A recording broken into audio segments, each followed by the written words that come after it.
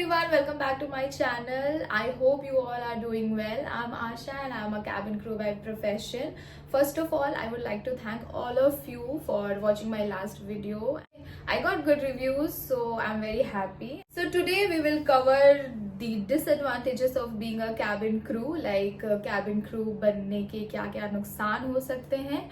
और before starting, I would just request you to please subscribe my channel if you have not subscribed it yet, and please hit the bell icon also. So without wasting any time, let's get started with the disadvantages of being a cabin crew. ज़्यादा points नहीं है, पर जो points हैं वो बहुत important है. First point which will be the lack of sleep. ये तो बहुत बड़ी problem है cabin crew world में, ठीक है, क्योंकि स्लीपिंग पैटर्न तो हमारा बहुत ही खराब होता है. ठीक है, lack of sleep leads to a lot of issues like you'll get dark circles, you'll get inflammation, pimples होंगे, ठीक है, हेयर फॉल हो सकता है. जब आपकी बॉडी को रेस्ट की जरूरत होती है, स्लीप की जरूरत होती है, आप उस टाइम पे काम कर रहे हो, लाइक आप अपना एक्स्ट्रा एफर्ट लगा रहे हो, ठीक है, लाइक बॉडी जितना दे सकती है ठीक है, बट उससे ज्यादा आप उसको फोर्स कर रहे हो कि जगे रहो और काम करते रहो. सो आप जब ज़्यादा किसी चीज़ को प्रेशराइज करके ज़्यादा प्रेशर में काम करवाओगे तो क्या होगा, बॉडी जल्दी थक जाएगी. तो हम बहुत जल्दी थक जाते हैं. मोस्टली फ्लाइट जो होती है आपने देखा होगा अर्ली मॉर्निंग होती है, ठीक है, तो हम जिस टाइम पे हमें सोना होता है उस समय पे हम जगते हैं, उस समय पे हम काम करते हैं. तो yes, lack of sleep is the biggest disadvantages of being a cabin crew. Moving on to next point, which is the unhealthy food habits. Usually हम घर का खाना नहीं ज़्यादा खा पाते हैं. Like आप नॉर्मल जॉब को हमारे जॉब से कंपेयर करें तो यूजुअली हम ज़्यादा घर पे खाना खाते हैं, है ना, और कभी कभार बाहर का खाना खाते हैं. हमारे साथ कैसा होता है, हम बाहर का खाना ज़्यादा खाते हैं और घर का खाना कम खाते हैं. ठीक है, बिकॉज ऑब्वियसली हमारे लेबर्स होते हैं, हम दूसरे दूसरे जगह पे जाते हैं और वहाँ के होटल्स का खाना कंज्यूम करते हैं. घर पे इट्स वेरी डिफिकल्ट, लाइक जब मैं अकेली रहती हूँ अभी, ठीक है, तो it's very difficult for me to cook every day और फॉर एनीथिंग. लाइक अगर थोड़ा कुछ स्नैक भी कुक करना हो ना तो भी मुझे ऐसे मौत आती है, क्योंकि यूजुअली जब मेरे ऑफ्स होते हैं, मेरी छुट्टी होती है, I prefer sleeping. You have a maid or some family member with you, then it's a plus point for you कि आप मैनेज कर सकते हैं अच्छे से. The third point would be no offs on festivals.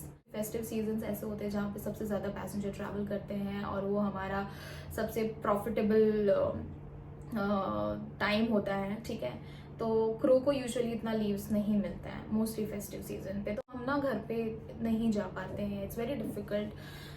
हम फ्लाइटों में 35,000 फीट पे ही होली दिवाली हमारी मन रही होती है. इसी के साथ एक और पॉइंट इसमें ही ऐड करना चाहूँगी कि लाइक मैंने बोला कि छुट्टियां नहीं मिलती हैं तो हमारा फैमिली टाइम भी बहुत कम हो जाता है. हमें होम सिकनेस बहुत ज़्यादा होती है, because for a normal human being obviously everybody wants to celebrate the festival season with their families, right. But हमारे प्रोफेशन में ऐसा हो नहीं पाता यूजुअली, बिकॉज हम यूजुअली उस टाइम पे फ्लाई कर रहे होते हैं, हमारा काम होता है, हमें अवेलेबल होना पड़ता है ड्यूटी के लिए. तो moving on to another point, very very annoying passengers sometimes. Yes, it is true.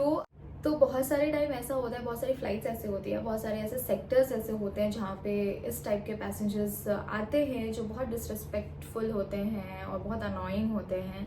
ठीक है, और इंडिया में मोस्टली आपने देखा होगा ऐसा वायरल वीडियोस भी बहुत देखने को मिलता है कि ये हो गया फ्लाइट पे, वो हो गया फ्लाइट. कभी कभी बहुत डिसहार्टनिंग हो जाता है कुछ कुछ चीज़ें सुनना. But being here for 5 years मुझे आदत ही हो गई है. लाइक अब इतना फ़र्क नहीं पड़ता. इनिशियली थोड़ा डिफिकल्ट होता है, सबके लिए होता है, बट धीरे धीरे जब आप एक्सपीरियंस हो जाते हो, जब आपको समझ में आ जाती हैं कि इससे भी ज़्यादा इंपॉर्टेंट चीज़ें हैं करने को, तो आप वो दिल पे लेना ही छोड़ देते हो. ठीक है. Another point, no fix working hours. Yes, we don't have any fixed working hours. Usually jobs में 9 hours इज बेसिक, है ना, या तो ज़्यादा मैक्सिमम हो तो 12 hours. बट हमारा ऐसा जॉब है कि हमारा कुछ पता नहीं होता है. It can be 7 hours, 8 hours, 12 hours, 13 hours, 15 hours और more than that also. That is like unforeseen conditions, like delay हो गया, like weather or any situation based issues flight पे.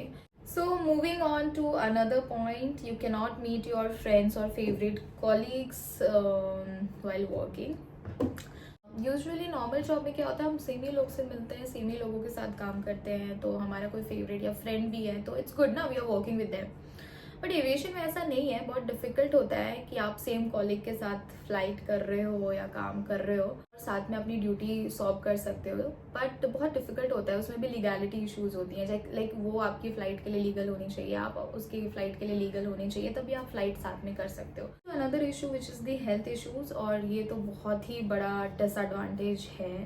जैसे कि आपको पता ही है कि यहाँ का शेड्यूल का कुछ अता पता है नहीं, ठीक है, तो ना ही आप टाइम पे उठते हो, सोते हो, खाते हो, पीते हो, कुछ नहीं, ना टाइम, हमारा कोई रूटीन है। इसकी वजह से बहुत सारे हेल्थ इश्यूज आते हैं। ऊपर से जैसे मैंने पहले बोला कि हम बाहर का खाना ज़्यादा खाते हैं और घर का कम, तो ये सब चीज़ों की वजह से ऑल टुगेदर देखा जाए तो हेल्थ में बहुत ज़्यादा इफेक्ट हो जाता है, ठीक है। हमारी जो इम्यून सिस्टम है वो उतनी स्ट्रांग नहीं होती है, ठीक है, और हम जिस माहौल में काम करते हैं, like we work 35,000 feet above mean sea level, हम उस कैबिन टेम्परेचर में या उसके प्रेशराइज्ड कैबिन में इतनी देर तक काम करते रहते हैं। समटाइम्स हमारी बैक टू बैक फ्लाइट्स हो जाती है, तो बहुत डिप्रेसिंग और बहुत ज़्यादा सैड हो जाता है, क्योंकि आप डेली काम कर रहे हो और डेली फ्लाइट्स हैं आपकी, इट्स वेरी एग्जॉस्टिंग। तो ये सब चीज़ें हैं, और जो हमारा फ्लाइट का खाना भी आता है, इट्स नॉट सो गुड, ठीक है। आप उसको ऐसे डेली बेसिस पे नहीं खा सकते हो, बिकॉज वो कुक कब होता है, कब फिर अपलिफ्ट होता है, फिर हमें कब टाइम मिलता है, डिपेंड करता है सारी चीज़ें। तो I prefer not to eat that food because that is not good. तो yes, it is sometimes mentally physically बहुत चैलेंजिंग हो जाता है ये जॉब। सो जो भी कैबिन क्रू एस्पिरेंट्स हैं या जो भी कैबिन क्रू बनना चाहते हैं, उनसे मेरा एक रिक्वेस्ट है कि आप प्लीज़ एक बार ये जॉब प्रोफाइल समझ जाएं। ये मत सोचें कि पॉजिटिव साइड्स इतनी अच्छी हैं, या फिर कितना लग्जरियस जॉब है, बहुत एक्सपोजर है, ये है वो है तो बहुत अच्छा है। No, see the other side of the job also. So yes, that's all about today's video guys. Please let me know in my comment section कि आपको और कौन से videos देखने हैं, और क्या जानना है आपको एविएशन या cabin crew job profile के बारे में। I also request you to please share this video as much as you can. A lot of people who are going for an interview and they don't have much idea about this job profile, if you share it, at least they will have an idea, they will get to know a lot of things about the the perks, cons, advantages or disadvantages of being a cabin crew. So it will be very easier for them to answer in an interview also. Thank you guys for watching this video. Hope to see you soon in another next video. Okay, bye bye. Thank you.